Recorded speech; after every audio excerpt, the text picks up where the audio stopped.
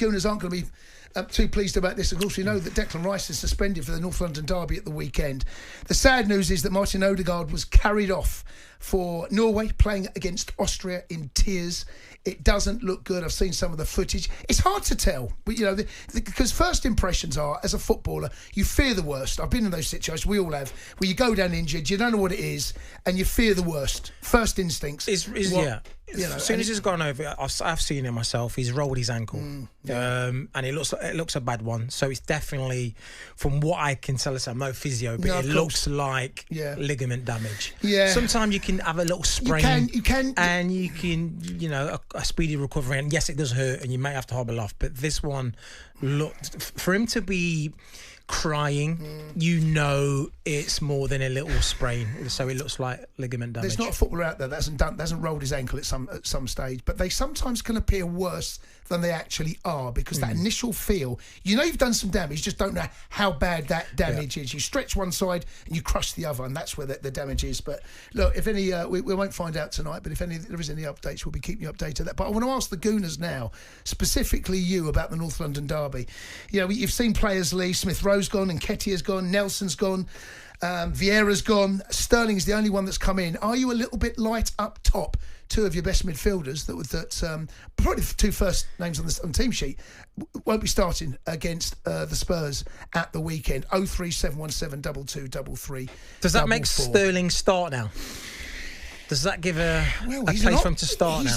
Well, yes, but you've got Martinelli. Who plays in that advanced role? Who's the one that is in that supporting role for Havertz? Sterling can play down the middle, but that doesn't feel. Havertz might. I don't know. Is he going to jump back? I don't know. I don't know is a simple answer. I think he's going to have to. Yeah. Who's going to play there? He's going to have to. 03717 223344. Now, you and I, we did the phone in on Saturday after the England game. I was less impressed with the second half than you were. You felt, looking back, Gemma, 2-0, first game, clean sheet.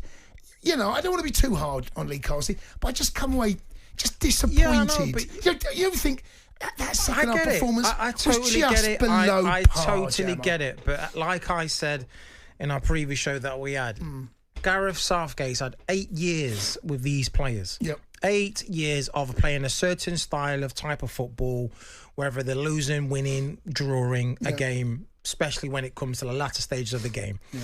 So Lee Carsley's had less than a week. He's probably had 4 days training. Well, I've been a bit harsh, am I? Is that what you're telling me? Everybody's been a little bit harsh. 4 days of training to implement his style and what he wants, regardless of the scoreline of how they play. Right. So towards the second half, like I said, a bit of Gareth Southgate's crept in. Yeah. That will slowly bleed out. There's a whiff of Southgate, Just a whiff. that smell. Ooh, what's that? Southgate. It's a bit of Southgate that just happened to lingering around in the. Okay, all right. You horrible man. No, I'm just trying to use an analogy. But Lee Carsley is going to have a little bit more time to implement his style and to say, look, when we're on top, we don't let go. We're ruthless, and that will come over a little bit of time. I'm pleased with the first half performance. We got the goal, and then we only got the second. Could have scored a third. And look, I thought the Republic were terrible first half. I genuinely felt that they tactically they got everything wrong. Gave England way too much respect, way too much time, and we slowed the game down. When we got in that final third, when we got into those dangerous areas, we did look dangerous. I have to say, we did. Second half, we had a couple of chances. To be fair, Kelleher made a couple of really good saves. We could have gone and win that more convincingly than we did. They had a couple of half chances, but the thing is, okay, just say we put those 2 chances away, come away from that game 4-0, even on the same the same performance of what you saw in that second half. Are you coming away with winning 4-0? Are you going, that was thinking, that was goals change games, Gemma. I know, but goals change games. From Kelleher put some. There we go. It's so simple of them just putting that ball in the back of the net to then having a great second half to then not. That's football, because you know there's always the eyeball test or the sniff test, right? You always see what you see. But if we do get that second goal, what happens then? You kill their spirit. So that's the third goal. We kill their spirit, and then you go on and the game changes. The goals, yes, of course, will naturally change the course of the game. But he can't get away from the fact the second half.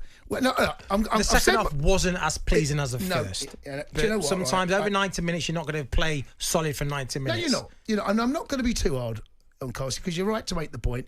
It's his first game, and the second 45 was way off. So we'll see what happens tomorrow night.